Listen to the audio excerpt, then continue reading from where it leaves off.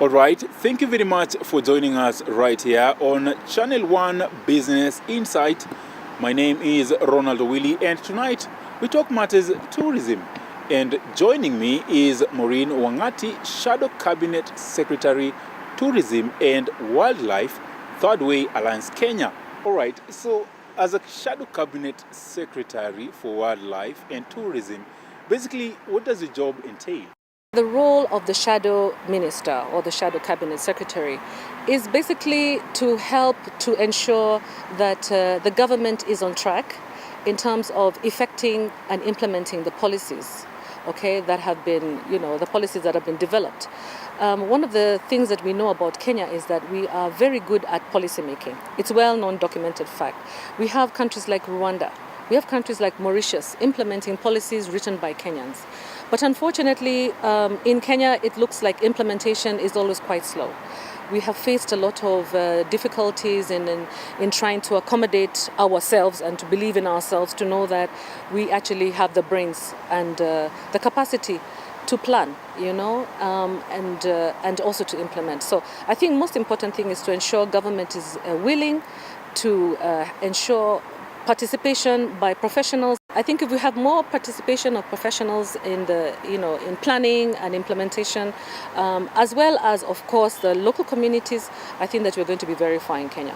Yeah. Maureen, don't you think lack of representation in the legislature actually limits your input in the tourism sector? The truth of the matter is this. The Constitution provides opportunities for Kenyans to shadow the government. So it's not just my role, it's your role and everybody else's role as well, So this is just a proactive role by a very visionary leader, Dr. Okot, who I joined, and the reason I joined him was because I watched him on television and I said, this man has a vision. He has a vision for this country and he has an interest in this country, which I share. Yeah. So the shadowing role basically does not depend on Parliament only. It actually depends upon forming alliances with communities, forming alliances with players in the private sector, forming alliances with players in the public sector and also in NGOs and in civil society. So it's very important that the civil society be very heavily engaged and interested. So fortunately, I'm not going to be forming any policies, but I will be shadowing the policies, I will be monitoring the policies, we'll be looking to ensure compliance on the policies, and we'll also be looking to provide suggestions and recommendations where we identify gaps. And between 2013 and 2017, the government said we'll receive at least 3 million tourists. We barely managed half of that last year. So looking at our competitors or our peers in Africa who are receiving in excess of 10 million, what is the best approach? This is just a sore subject for me, during the 2010 Constitution, I decided I was going to adopt a different county from where I come from. So my favorite county is Mombasa. And I decided I was going to go pitch up in Mombasa and look for some place where I'm just going to have a place where I just go and relax. And woe unto me, what did I find? I found like sometimes I would be one of the only guests in this huge, beautiful hotel. The level of investment in hotel infrastructure in Kenya is daunting. It's really unbelievable, When I went to Mombasa, I discovered that actually investors in hotel industry, for example, are so affected and impacted negatively by the low tourist arrivals in Kenya. As much as, this is now where I beg to differ from, our Honorable Najib Balala, where he, would, proudly talk about increase in, tourist arrivals in the country. Whereas a country as new to the tourism industry as Tanzania, for example, that just opened up, a country that was socialist, we were being capitalist for a long time, is now bragging about over 1.2 million tourists. On top of that, they don't even have the level of infrastructure. We're talking about camps, In Kenya, we have the infrastructure. We have especially, yes, exactly. We have lots and lots of infrastructure and huge investment of infrastructure. Whether it's conference tourism, whether it's actual, hotel, the hotel industry itself. We are building roads. We even have now an SGR. That's a huge investment by the government. I really think that we really need to go back and reevaluate our goals and objectives. I think maybe we're aiming too low in the tourism industry, and it hurts me because I've traveled to Morocco, I've traveled to Marrakesh, and I see those people coming from England, filling up planes, traveling to Marrakesh, and really, if you compare Marrakesh to even Mombasa, there's no comparison, actually, apart from the infrastructure. The government has actually put in the infrastructure. But I think, again, this multi-sectoral approach is absolutely critical, because one of the things that these other countries are beating us on is security. Ensuring security for tourists is absolutely critical. Yeah. So if you go, for example, to Morocco, and you're just walking in Rabat, or you're just going to decide you're going to walk in Casablanca or Marrakesh, immediately people will identify you as new. Even the regular people around, they'll say, that person is new in this place. We Kenyans are so busy going about our own business, we don't even look around to see who is new. We don't even know who our neighbor is. You see what I'm saying? So we need to change our culture as well, because it also kind of looks, as much as we like to respect people's space, there's a limit, there's a fine line between respecting people's space and being completely oblivious of them.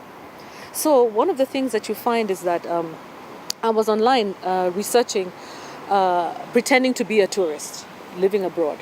And I saw some people say, I'm so confused. I can't really tell whether I should go to Kenya or Tanzania or South Africa. Where shall I go? And then they say, okay, so somebody says that if I want to see a lot of wildlife, then I better go to Tanzania because they have the population of wildlife. Okay? And it's a quiet place. And they're friendly. That's another word that comes. So are we losing out and we don't know? We are. We are losing out in a very serious way. Absolutely.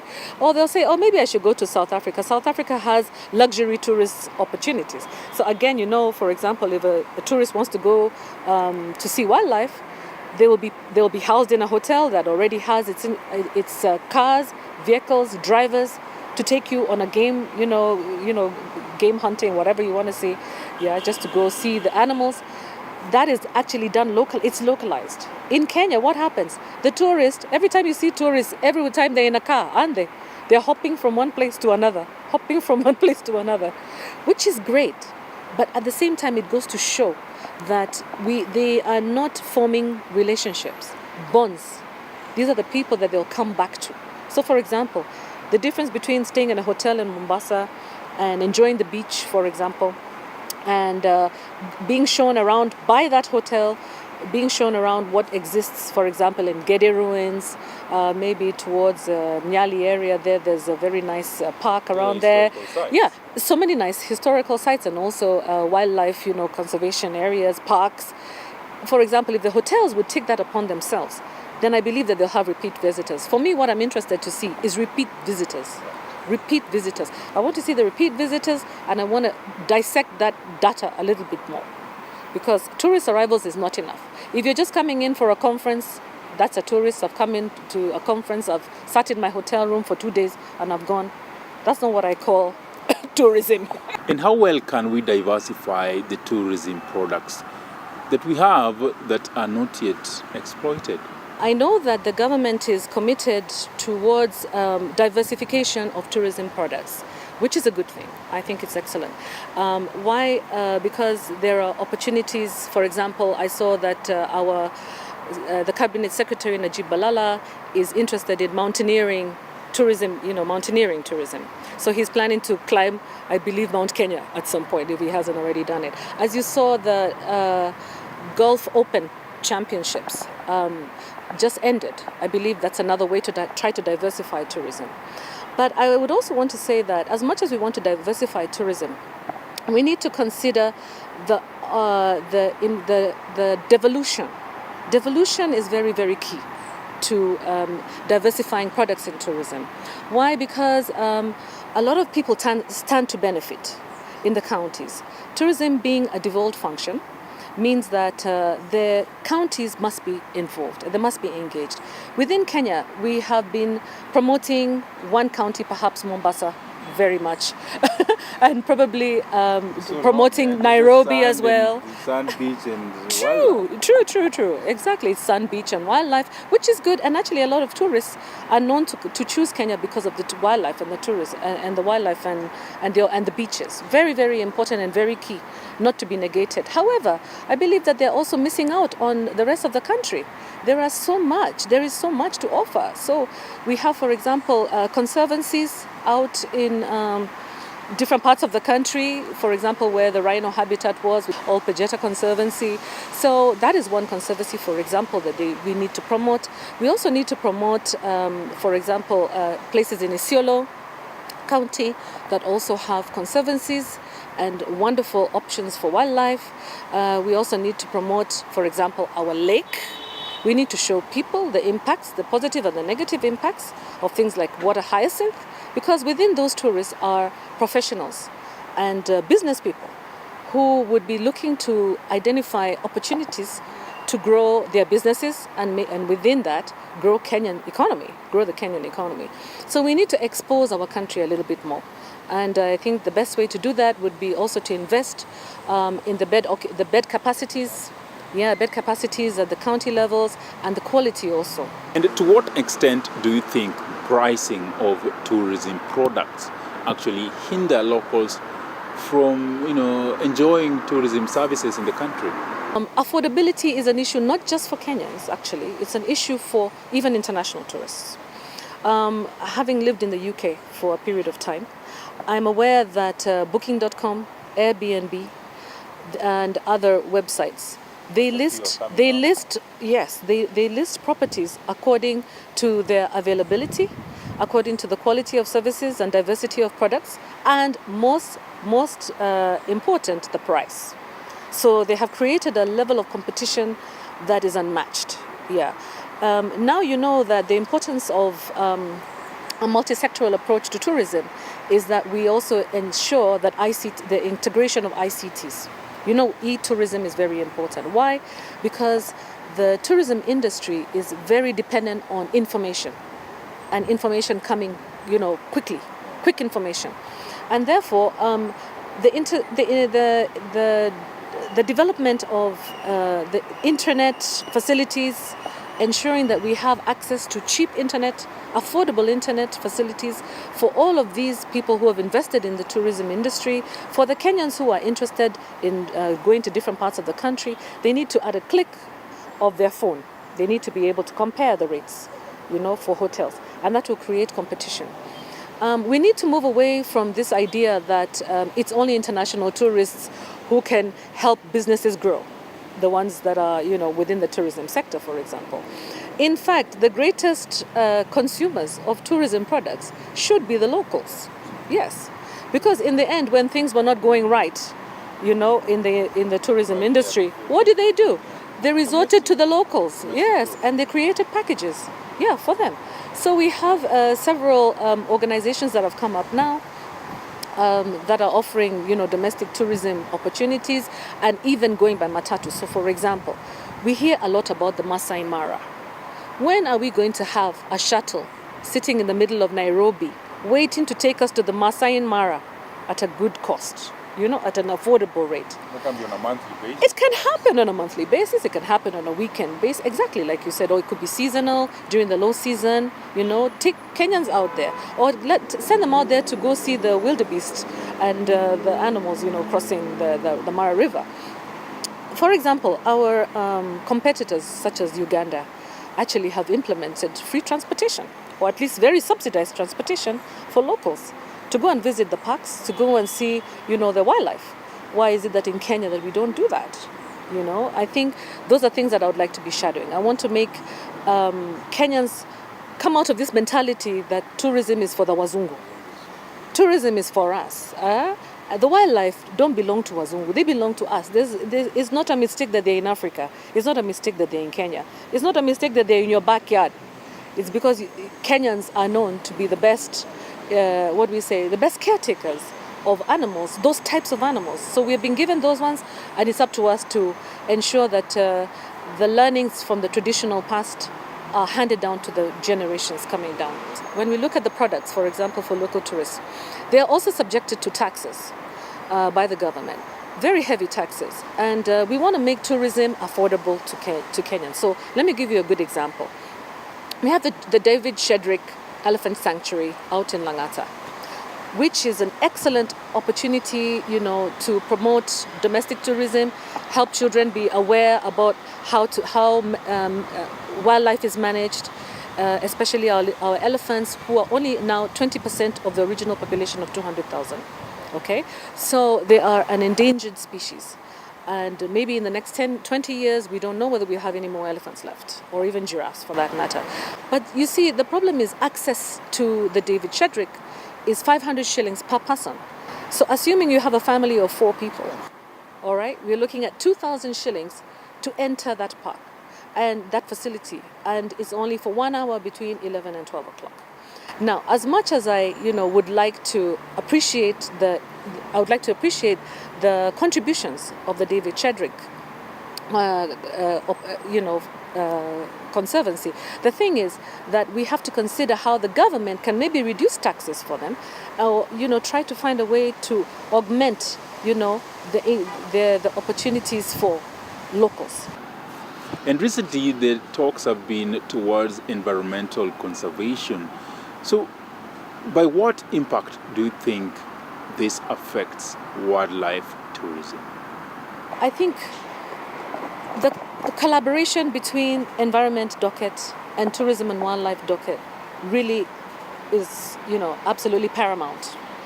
Ecosystem strengthening, and also the agriculture industry, because you know about the impacts of agricultural pesticide runoff in our rivers and lakes, and what that is doing to the flamingos, for example, in Lake Nakuru and also Lake Baringo, Lake Bogoria, yeah. So what I can say is that definitely any decision that is made concerning the use, for example, of land, concerning, for example, now we're into selling plots, subdividing our land into tiny plots. All of those should be done in consultation together to find out what the repercussions might be, either to humans or to wildlife, yeah, or even to domestic animals, basically to livelihoods, yeah, and also to our wildlife. And therefore, when you talk to me about the environment, that is a big one. That is a big red flag. As we stand now, we have actually almost basically approved the use of GMOs. GMOs are a huge topic. I may not be the expert on GMOs. All I know is this, that GMOs mean introduction of pesticide-resistant crops. Pest-resistant crops, meaning that they already contain the pesticide within them. All right? What does that do to the animal, to the insect that is churning the soil? The ecosystem. The ecosystems are impacted. So even if it's just you who is buying your seed, for example, on your plot of land, that particular seed is going to, the insects and the animals within your garden are actually traveling underground into the neighbors. And that impacts very severely on the farm next door. So what I'm saying is this, that a multisectoral approach is absolutely critical to the management of our wildlife, to the management of tourism, for example, and even agriculture, and even our own lives ourselves, our own health. Yeah. What do you make of the task force? It means that conservation is at risk. That's really what it means. It means that we should definitely have an eye out to that task force. That the rest of the members of the task force are supposed to be apparently gazetted. We want to know who is going to be involved in that task force. Because apart from the leader of the task force, we are hoping that it will be a consultative process, that the local communities are going to be involved. Because I'm not so sure to what extent they were involved, for example, when they were moving elephants away from the conservancy, from Laikipia over to the Savo.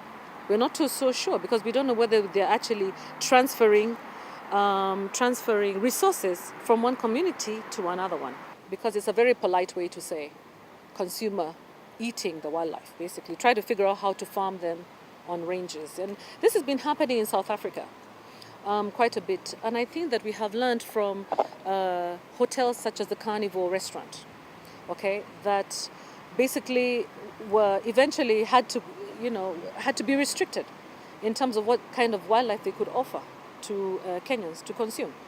The reason being that we have zebras in this country whose populations are diminishing. Okay, we have antelopes and various wildlife who are actually endangered species right now. I believe that it opens the door for basically for sports hunting, for hunting of wildlife, for trophy hunters, because they'll come and say, well, Kenyans don't have guns, but the trophy hunters have guns, and they can come and kill them in a humane way to try to conserve them by killing them. And I think that it definitely opens the door to risk.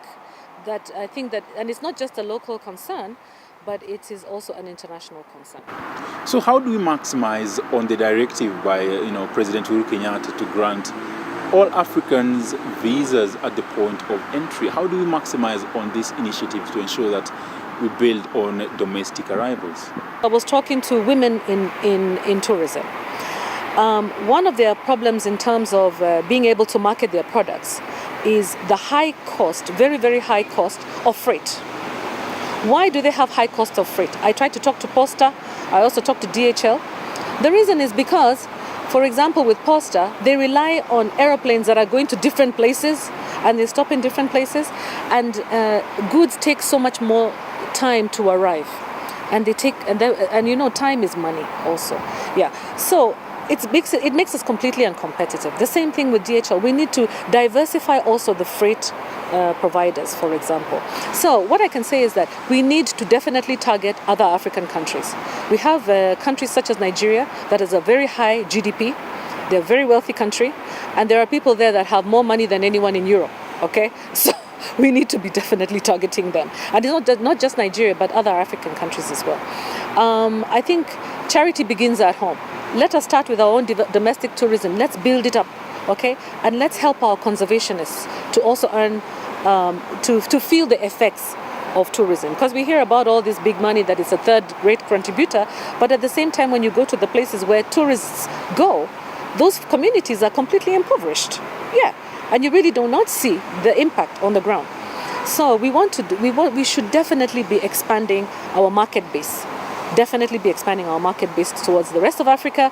And of course, we saw that the Chinese, for example, contributed 5%, of the tourist arrivals. And other African countries, much more than that. We're looking at almost 30% from other African countries. So we definitely need to be looking at, promoting Kenya to other African countries.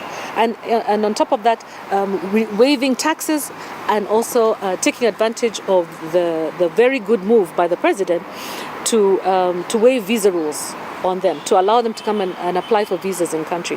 But at the same time, we also have to be careful that we don't end up becoming a dumping ground, okay, for the wrong types of quote-unquote tourists who actually are interested more in poaching our animals and our wildlife. For example, we know that some of these Chinese tourists, quote-unquote tourists, have been found with consignments of animal parts. Exactly. And as much as we think that they're for medicinal purposes, for example, actually the majority of the use of these things is not really medicinal. It's actually collectibles, as a collectible, like much the way that you keep gold is the same way they treat ivory, for example. So it's most of it, 75% is actually not. And finally, Maureen, on the direct flights to the US, how do you think this will change the tourism sector going forward? And also, how do you think 2018 will turn out for the sector? I have been a witness on more than one occasion where tourists do not have visa forms to fill in aircrafts. For example, Kenya Airways, our own domestic airline, must definitely have visa forms to fill, and all the other airlines that travel within Africa and globally. We should make sure that we reduce the bureaucracy and the time that it takes for a tourist to land at the airport and to actually be out into our country. Okay? I think, the pain of traveling to Africa is real. We're talking about the difficulties of international travels now. It's very, very difficult to travel international. One, it's expensive. Two, there's the security, flustering. It's very, very, very very exhausting work, basically. So to come and have to line up at the airport for more than an hour just to get a visa with screaming babies and all that, that just needs to stop. That just needs to stop. So if we're going to have direct flights to the US, we should expect huge amounts of tourists into the country, and all desks must be manned. We have to respect the traveler and see them as almost invalids. These are people who are exhausted. They're at their wits' end. Let's make the visa process very, very easy. Let's make sure that when they come to the country, they can pay for their visa even before they come to the country, by the way. They can even pay for it online if they want to. They just have to show their receipt and walk through. Yeah, exactly. Sure. Thank you very much. Those are insightful comments coming from you. Thank you very much, Rollins, for having me. Right.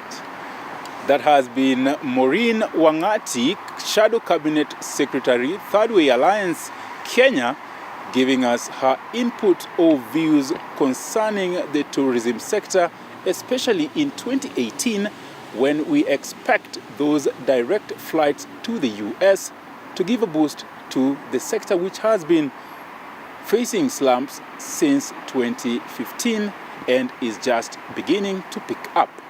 My name is Ronald Owili. Business Insight continues.